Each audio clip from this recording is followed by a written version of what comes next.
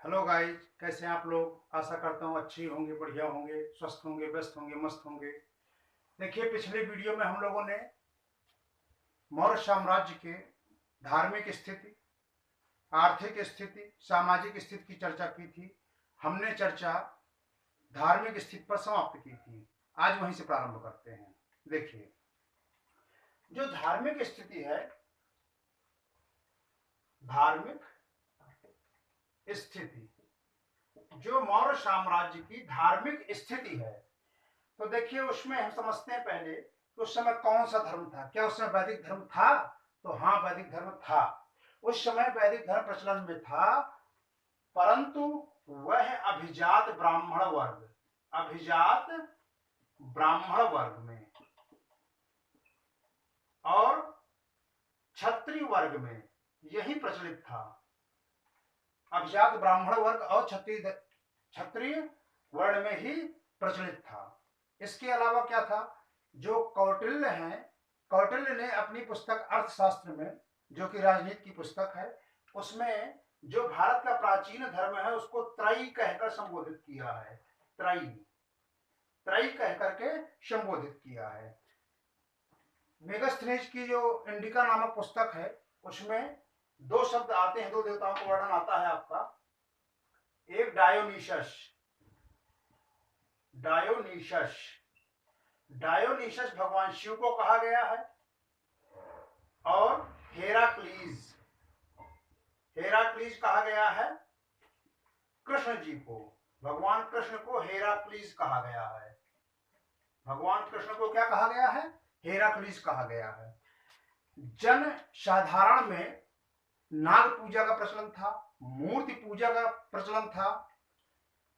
इसके अलावा मूर्तियां बेची जाती थी। जो मूर्तियां बनाते थे उसको देवताकार कहते थे। समाज में सती प्रथा का प्रचलन नहीं था, विधवा विवाह की प्रथा थी, नियोग प्रथा थी। देखिए, ये चर्चा पहले ही कर चुका हूं, बता चुका हूं। तो ये धार्मिक स्थिति के बारे में हो गई। इसके बाद राजाओं के धर्म के बारे में अगर हम चर्चा करें तो बिंदुसार आजीविक संप्रदाय से था, जो आपका इस साम्राज्य का संस्थापक है चंद्रगुप्त मौर्य। वह किस साम्राज्य, किस धर्म को मानता था? वह जैन धर्म का अनुयायी था। जो अशोक था, अशोक पहले शैव धर्म का अनुयायी था, उसके बाद उसने बौद्ध धर्म को ग्रहण किया, बौद्ध धर्म को अपनाया। देखिए, जो अब इसके पतन की चर्चा करते हैं, मौर्य साम्राज्य के पतन की चर्चा करते हैं, तो मौर्य साम्राज्य के पतन के बारे में यहाँ मैंने कुछ क्लूज लिखे हैं। देखिए, अलग अलग विद्वानों के अलग अलग मत हैं। मैंने चर्चा की थी पहले कि राजा अशोक की एक रानी थी तिस्स रक्षिता नाम की एक रानी थी। वह उसके पतन का कारण थी, एक यह भी मत है।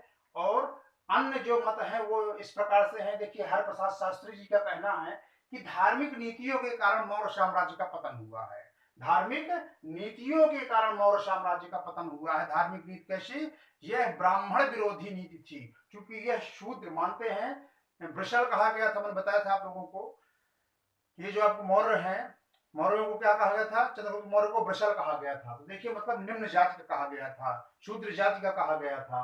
तो धार्मिक स्थिति ऐसी थी कि यह ब्राह्मण विरोधी धार्मिक स्थिति थी, जिसके कारण जो इस वंश को समाप्त किया वो कौन था? वो ब्राह्मण था। पुष्यमित्र शुंग एक ब्राह्मण था और शुंग वंश की स्थापना की थी। अंतिम शासक कौन था? मौर्य साम्राज्य का अंतिम शासक था आपका बृहद्रथ।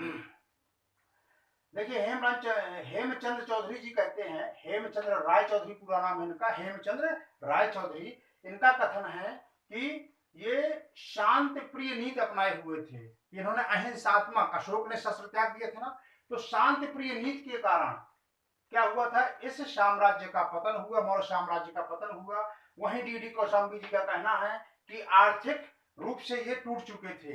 आर्थिक खोखलेपन के कारण और आर्थिक गलत नीतियों के कारण मौर्य साम्राज्य का पतन हुआ। वहीं पर डीएन झा जी का मानना है कि कमजोर उत्तराधिकारी थे इनके, जो अशोक के बाद उत्तराधिकारी हुए सब कमजोर साबित हुए, इसलिए इसका पतन हुआ इस साम्राज्य का। रोमला थापर जी का कहना है, रोमला थापर जी क्या कहती हैं? ये कहती हैं कि अत्यधिक केंद्रीकृत शासन व्यवस्था थी। पहला इनका एक मानना यह है कि अत्यधिक केंद्रीकृत शासन व्यवस्था कर दी थी। छोटी छोटी इकाइयां क्या है, बहुत सुख सुविधाओं से, बहुत चीजों से, समस्याओं से ग्रसित हो गए, सुख सुविधाओं से वंचित रहने लगे, जिसके कारण क्या है, इसका पतन हुआ। दूसरा कारण ये मानती हैं कि अधिकारी अप्रशिक्षित थे।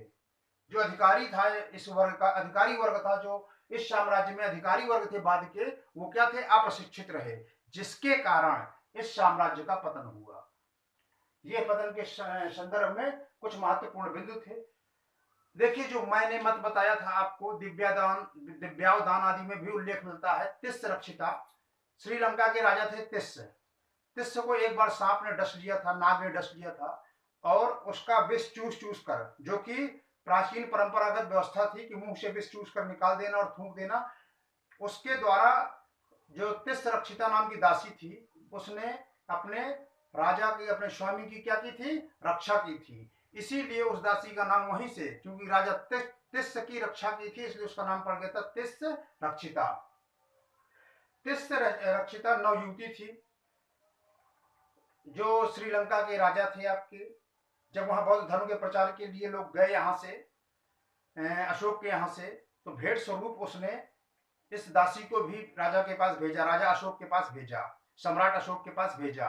सम्राट अशोक, जो कि बूढ़ा हो चला था, उसने क्या है, इस दासी का रूप सौंदर्य देखा और इसके ओर आकर्षित हुआ तथा शादी कर ली, विवाह कर लिया।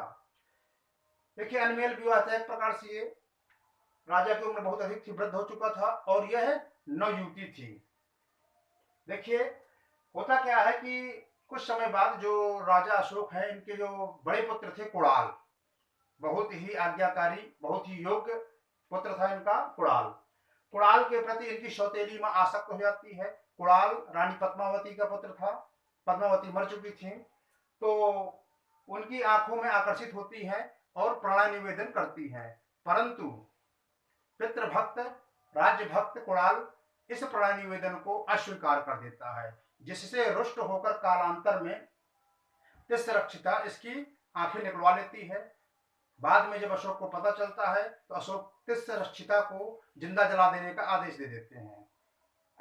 ऐसा भी एक मत है। तो यहां से भी मौर्य साम्राज्य के पतन का कारण माना जाता है कि अगर कुणाल शासक बना होता और आंखों सहित होता, फिर शासन किया होता उसने, तो क्या होता, तो बात रूपरेखा कुछ दूसरी ही होती। परंतु यहीं से पतन प्रारंभ हो जाता है। कुणाल के समय ही जौलिक, कश्मीर स्वतंत्र हो चुका था, टूट चुका था, अलग हो चुका था, जौलिक वहां का शासक बन चुका था। देखिए, हमने चर्चा की आपको मौर्य साम्राज्य के पतन के बारे में। अगले वीडियो में विस्तृत रूप से हम लोग सम्राट अशोक को पढ़ेंगे। इसके बाद यह पूरा मौर्य साम्राज्य खत्म हो जाएगा। तब तक के लिए धन्यवाद।